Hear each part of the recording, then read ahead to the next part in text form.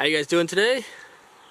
Another video here for you on the TO35, the Ferguson 1957. Today we're going to be putting the carburetor back together. We got a new sediment bowl for the gas tank, clean out the gas tank, get all that put back together, make a new fuel line, make another oil pressure gauge line, and that might be it. And hopefully oil change, we got oil for it too. Make sure there's coolant and water, probably do a flush on the radiator, just put straight water in it and drain that out, and that might be it. So let's get to it.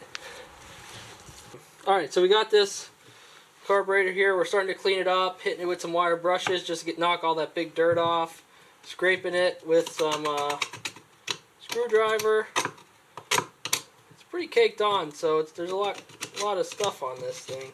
Take out this flap here, pop that off, and this comes out. That's out. So that we're going to set off to the side. Some of the kits come with this flap brand new. We can reuse this, not a big deal. And then we have these new screws. I might even use the old screws because why not? I don't know yet. And see if this fits in there. It does fit. Just see something here. Well, that's pretty tight. That's nice, actually. There's no play in that at all. This one, a little looser. Alright, we're going to use a new rod on that for sure. And we're just going to keep hitting this, knocking the rust off it. A little bit of seal left on this.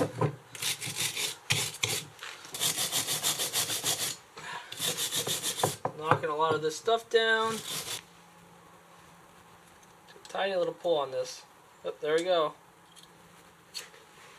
So on that one, you got to pull it out. There's actually a little slit that it goes into. And then we'll get this out.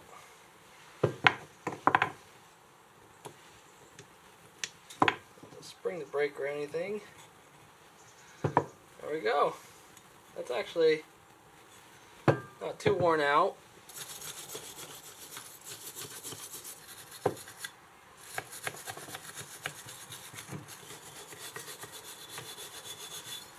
A little bit, just a hair. And that's going to help shed that rust off this.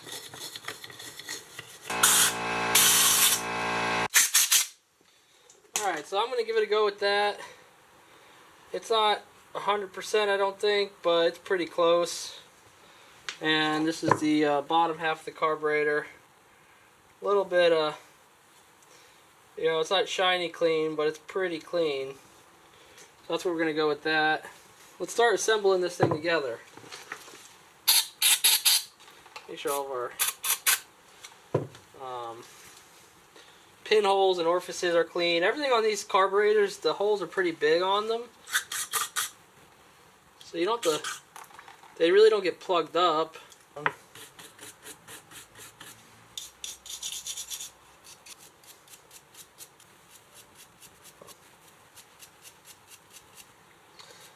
we'll just get that good. That seems right there. We'll take this flap, put it in. Alright, now we're screwing that one in. Yeah, that's nice. That's pretty decent. And then it's that. So that's the way that goes. And then we got two new screws. So these screw sizes do look different than the original rod, so we will reuse these. Okay. So we got that on there. Looks like it's working as it should. This piece here into this hole. And this little gasket will go on that. We got this fat chisel. A little bit more grab to it.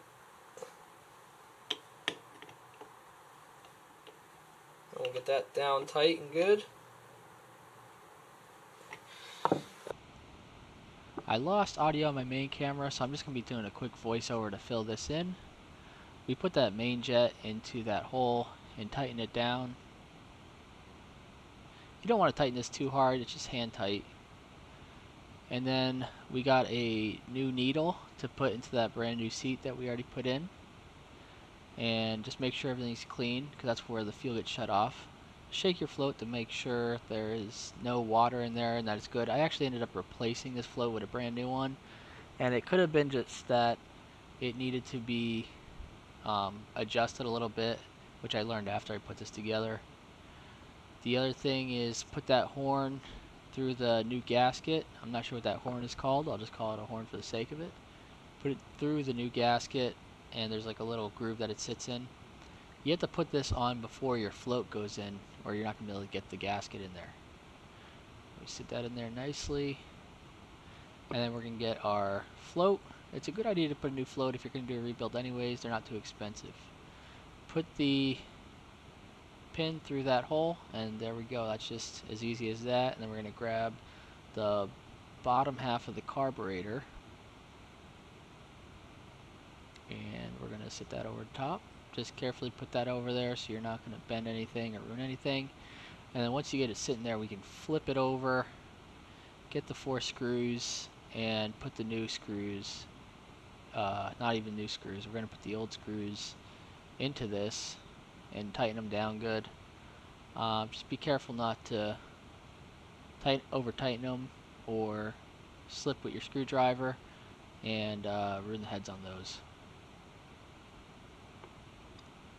And I just put that drain plug in the bottom of the carburetor and tighten that down good, and put the your adjustment screws, the high and low adjustment screws, back in.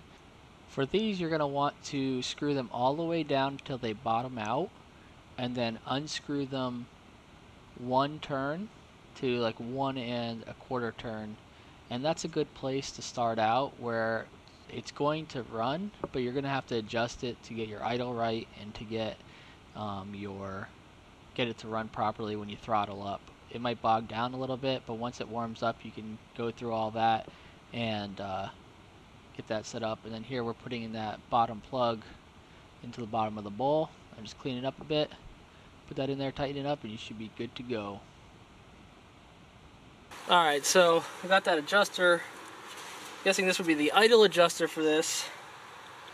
And for the sake of it being easier to install it now than later, that's what we'll do. And there we go. So this goes this way.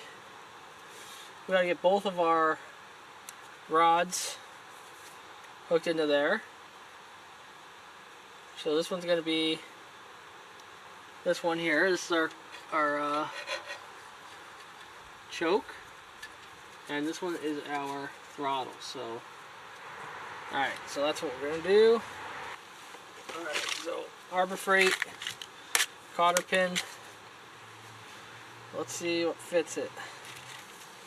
A 1/2 inch or a, what are we, 9/16? Or 1/2 inch, okay.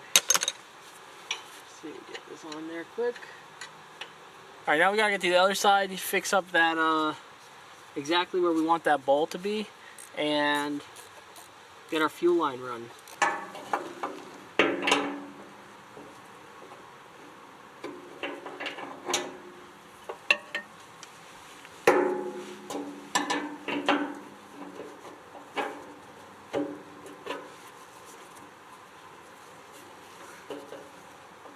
Alright, it took a minute to get that in there, but I think it's pretty good. I'm going to put a little bit of fuel in there and see if it leaks. And then if I need to tighten it up more, I will. So, stand by. Alright, we got that sediment bolt in there, facing the right direction. It might need a little bit of adjustment. There's fuel in there that it's taking. And it doesn't seem like it's leaking, so that's good too. Alright, next we're gonna be doing the fuel line, so we're gonna be bending up a tube. I'm just using brake line for it because that was easily available. Alright, so what we're doing here, we gotta bring our fuel line through there, hook it to our bowl, bring it down to our carburetor. Just like that. So here we go. We got our brake line here. Same swedges that they use on these. And then we got this and this. If it's a little too long, we can cut the end off and make our own swedge. So that's not a big deal either. We're gonna bend this way. Probably about there. Okay.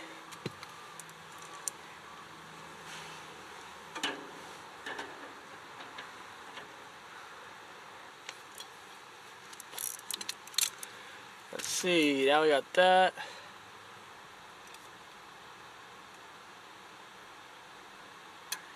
Probably about right there.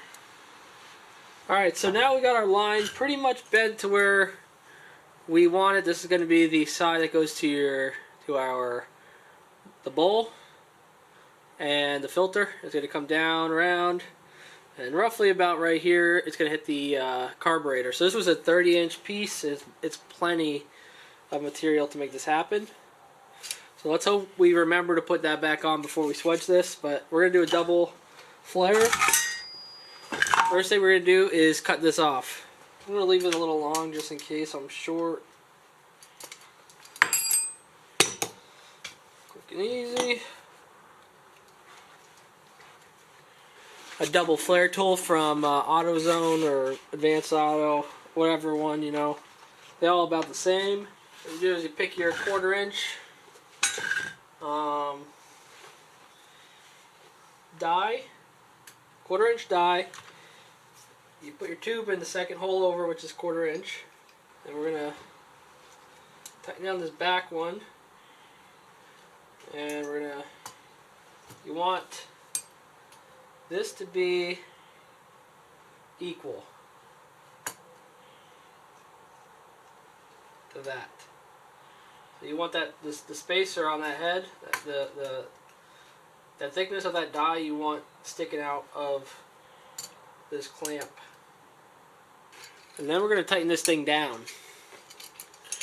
I tighten it pretty good because it could slip through. We'll even put a little WD-40 on this part. Be a little slip edge. The press. Put that over here. And make sure we're centered up on this. And then we're going to take this and we're going to tighten it down. Once that bottoms out, it bottomed out pretty good. We're going to loosen that up. Keep that off to the side. Get this out of here. Sometimes it's a little tight. Inspect our tube. Not too bad. It's a little oval, but it's pretty pressed in. And then what we're going to do is just take this.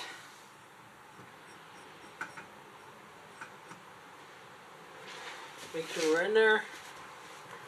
And we're going to press this down.